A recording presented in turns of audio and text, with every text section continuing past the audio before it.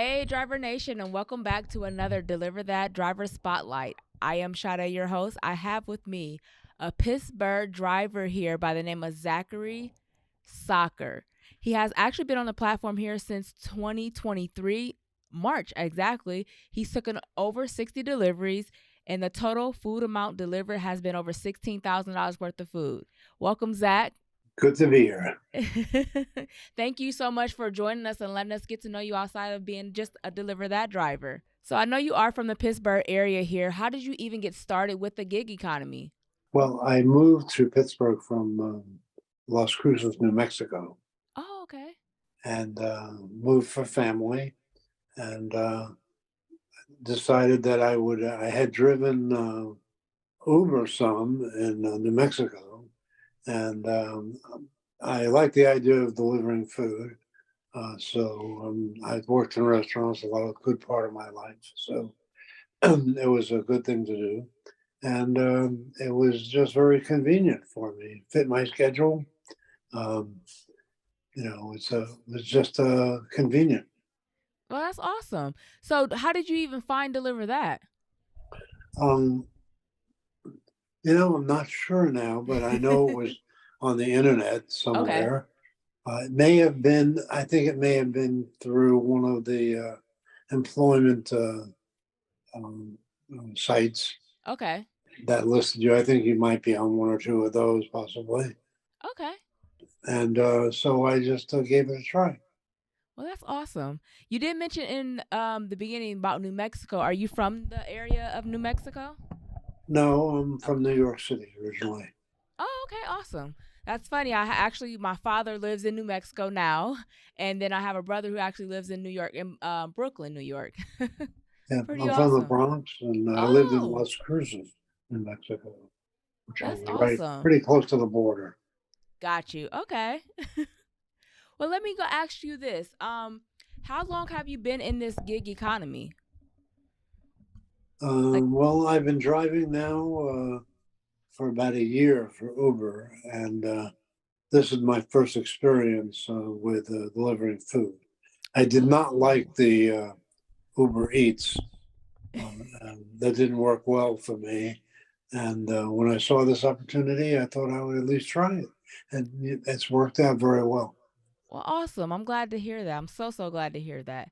Well, you got to let us know a little bit about you as a Deliver That driver, but I'm going to move forward to ask some questions outside of just being a driver here. My first question to you is, what is your definition of success? Well, it's as far as working with DeliverThat, um, I'd like to see the customers be happy when you deliver the food. And I think the restaurants, providers of the food, I think they appreciate it when somebody approaches it in a professional way. That's awesome. Now, you told us about your success as a driver. Outside of being a driver, what would you say is what is your lifestyle of being successful? Since I'm already retired, I've already had a career. So Okay. I don't, so, but success in business in general, and that would be my idea of business success.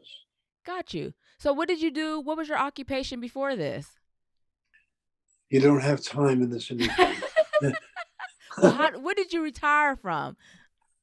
I own my own business. My wife and I owned a home health agency, Oh, wow. and I also owned a small insurance company working 5 states, including New Mexico. So I lived in Colorado at the time and was calling on teachers in New Mexico, Colorado, Texas, Utah, that kind of thing. Well, in Oh, the mid wow. in the western states. Wow. It seems like we got a lot of things in common here. You talked about home health aid. I was actually a STNA for over 10 years. So that was part of my gig. And then I did insurance for 2.5 years. So it's kind of similar here. Well, I think I've been told that I identify with my favorite job the most, and that was I was a university professor for 10 Oh, years. wow. Cool. What did you teach there? Um, drug abuse, criminology, and corrections. Wow. You got a lot of trades going on here. I told you didn't have You time for did tell me this. that. That's pretty awesome, though. That is really awesome to hear. Thank you so much for even sharing that part with us. So I'm gonna ask you another question since you have so many different backgrounds here. What would you say was the greatest challenge or struggle you ever faced? um, I was not a great student in high school, and just graduating from college was probably the toughest thing. Wow. I can see that. Wow, that's awesome. Well, I'm going to ask you this. Is there something that you always dreamed of doing or having and haven't done yet? No, I think I was in Colorado. I was living my dream, and that was uh, living on a small piece of property with a horse property, and able to ride my horses right out my back door. So Oh, wow. that I was bet you that scenery up in was the mountains beautiful. and outside Denver. So that was Wow. to me, that was something I always wanted to do, and I did it for a number of years. Wow, that's amazing. I have yet to get on a horse, but yet to even see the scenery of Denver. I bet you it's so beautiful. It is. It's a wonderful state, and there's a lot of places to hike and ride and just recreate. Outside scenery. So, Zach, no bucket list here? Um, I don't think so. I just like to watch my daughter and my grandson and my son-in-law. Just watch them succeed, and also see my son succeed. Who's currently a professor in Japan. Oh, wow. That's pretty awesome. I see your pictures in the background. It's all about family, so I can see that you are a family man there. That is true, as Wow. much as So, one can be. but let me ask you, what has been the best place you ever traveled to? um, well, that's a tough one since I've Top three. been in one time or another in 27 countries, and one Wow. time or another in every state of the union, including Alaska and Hawaii. So Wow. I don't think there's many left out, but I have not been to South America, Okay. other than Mexico. So You think there's somewhere you'll stop by anytime soon? um, I don't think that's going to happen. Actually, I think Okay. the politics there. If I can find a country that's not having a civil war, maybe that would work. There you go. It seems to be going on all around now. Right, right. Well, you gave me all your answered all my questions here just to get to know you outside of deliver that. But I do have one bonus question for you. If you had one piece of advice to give to a new driver that has just got on boarded on Deliver That platform, excuse me, what would it be? Oh, that's a tough one. I think I think you have to be patient. Um, the the platform is a little bit different than what I've experienced before, and adjusting to that takes a little bit of time. So I think that's the thing. Once you're comfortable with the platform, then it's real easy.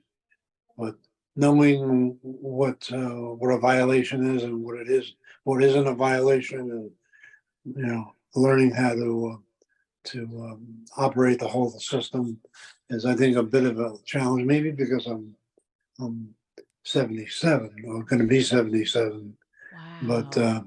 I didn't grow up with technology. Matter of fact, when I taught, no one had cell phones or computers.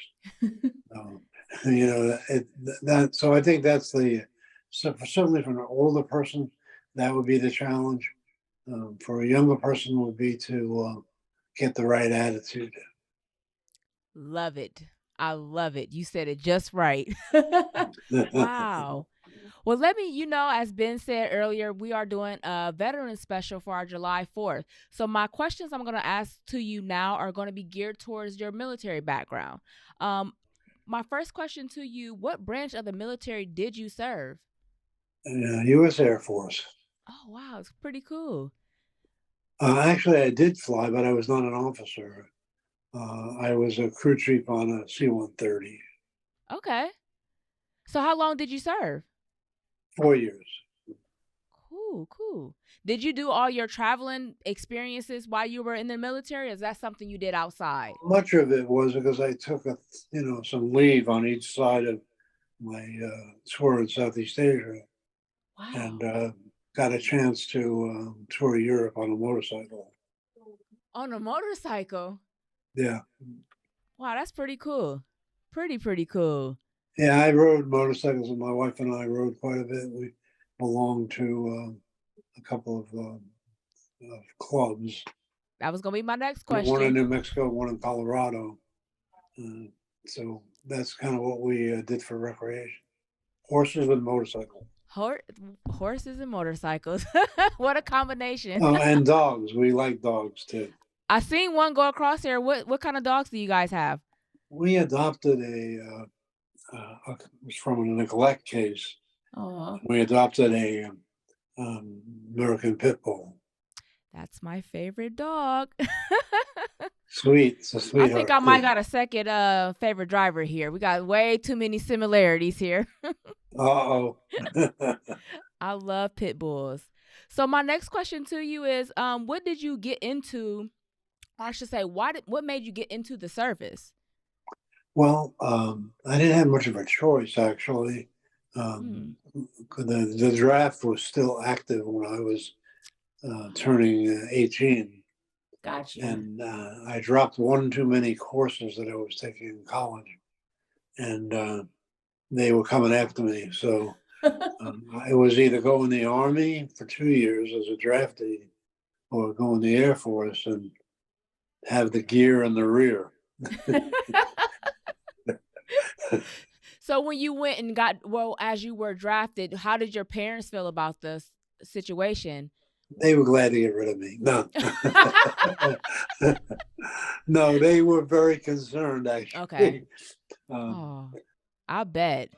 I don't see myself as a warrior, but you put yourself in that situation. I was in and out of Vietnam, Mm, over a 2 year period, doing missions, mostly cargo and transporting people and cargo, different types of cargo.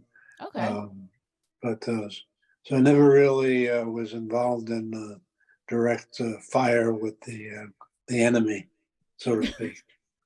Every position you play counts and matters. Hey, I supported the war effort. Not that I wanted to, but I did my duty. There So you go. That's what that, matters. that is what matters. So where was you actually located at when you did get drafted? I got drafted at no, when I enlisted out of New York, Oh, New York, New York. Okay, cool. right? But Wow. I've lived in Georgia and Kansas, and Utah, and Texas, and New Mexico, and Colorado, and Ohio, and New Jersey, and now Pennsylvania. So I've lived in a number of states, and of course that gives you the opportunity when you live in a certain area to explore around you, and Mm, so that accounts for why I was able to get into a bunch of states, all of them at one time or another. wow. Were you only being able to were they only being able to draft for the Air Force, or were there other what do you call it? Military services that you could went into? Military branches you could have went into? You know, once they draft you, you don't have a choice. You go in the Army or Marines, actually.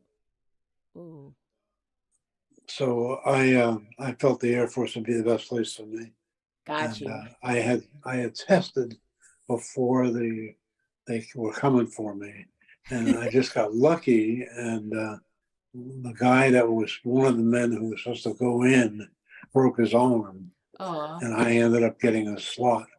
So I was able to get in the Air Force as opposed to being tromping around in the rice paddies. Well, I can say, Zach, you did get lucky there. Wow.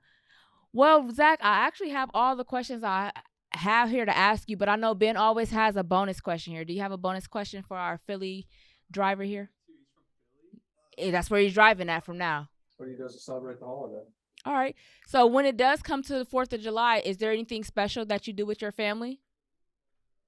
You know, for years we used to go to a rodeo or a fireworks display of some kind.